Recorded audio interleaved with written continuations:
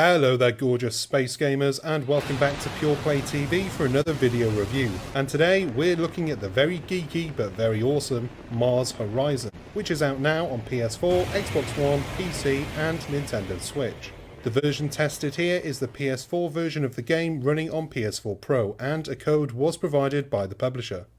Mars Horizon will struggle to find an audience, but the audience it does find will thoroughly enjoy it for being the total nerd out game that is so rare these days. There are no big space battles, no orbital missile launchers, and sadly, no Death Stars. What you do get is a relaxing game that gives you a little insight into the far removed world of space exploration. Something that has fallen out of fashion since man went to the moon, dropped a flag, took a selfie, and pissed off back to Earth, never to return. Not yet anyway. Before we carry on with this review, please take a moment to hit the like and subscribe buttons down below, as well as the bell icon so that you're the first to know when we've got new stuff. Cheers my dears. Mars Horizon tasks you with taking over a space agency of your choice, and naturally, being British, I took over the ESA, the European Space Agency. I just couldn't see myself as the head of NASA. Rumour has it, English tea is banned in their control rooms, and I don't drink coffee after midday. It's tea or nothing. Once you've taken over your agency of choice, the work starts. If you typically wear glasses, this is the point where you'll push them up your nose and sit forward a little bit so that you can better concentrate on the tutorials, which are doled out as lots of text to read. This is a reading heavy game where you need to take in a lot of information very quickly. Thankfully, it's quite simple to understand, and there's always the option to read back through anything you've forgotten. Helpful for an old codger like me.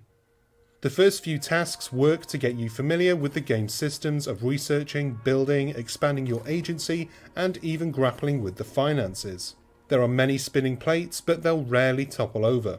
While there is the constant race against the other agencies to be the first to accomplish a milestone, like sending a man into orbit or a man to the moon, there's no shame in coming dead last and a decade late, as I found out. Mars Horizon is a really chilled out game, and the music reflects that. The ambient hums of the soothing music are almost enough to send me to dreamland, but I liked it all the same. It set me up for a relaxing time, and any thoughts of competition were quashed. I suppose I should be trying to get ahead, but without there being any negatives, what's the rush? Instead, while the USA and China were battling it out to be the first to send a probe to Mercury, I was still researching the best materials to get a perfect launch to the moon. You can play at your own pace, basically, and I really enjoyed that.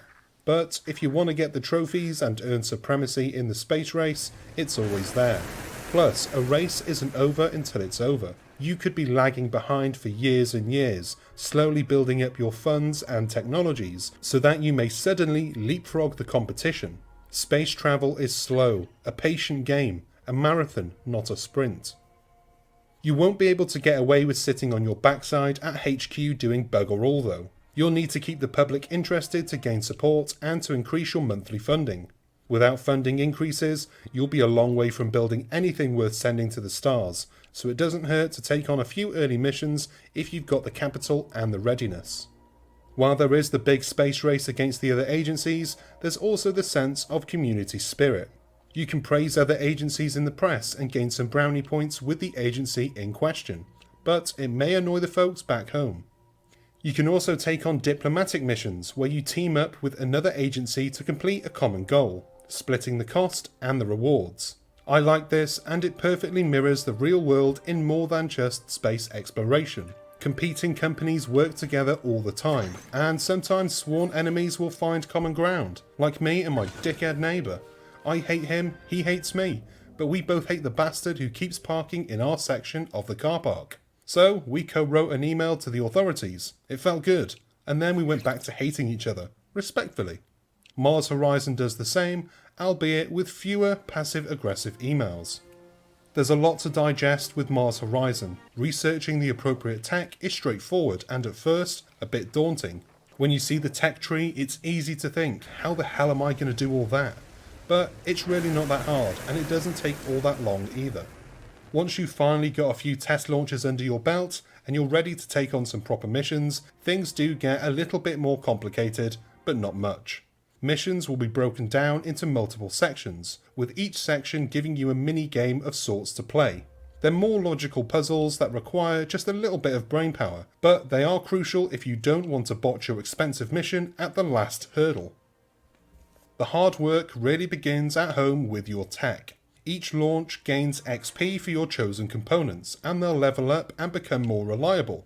You may have to watch a few rockets explode before you see one break the atmosphere, but it's for the greater good. Still, it always hurt when a launch went wrong, and even more so when it looked like nothing could go wrong. I've had multiple launches have a 99% chance of success, only to watch years of research, months of building, and lots of taxpayer money get pissed up into the clouds. Nothing is guaranteed, and another life lesson from an unexpected source.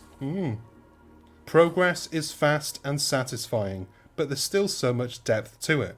Designing your rockets, expanding your agency, and building up the funds for more dangerous and exciting missions is good fun. And, thanks to the game's quick nature, it's easy to wave a decade goodbye in Mars Horizon, and it's even easier to wave a few real-life hours away too. And that's the end of this review. I hope you enjoyed it. I hope you found it useful in some way. I really enjoyed this game. It's so chilled out. Believe me, it will send you to sleep in the best possible way that a game can. If you did enjoy this video and you want to see more, then please do hit the like and subscribe buttons down below. And don't forget that bell icon too, so that you get a little notification whenever we've got new stuff for you to watch. I've been Chris. This has been a mission to the moon. And I'll see you on the next one. Bye.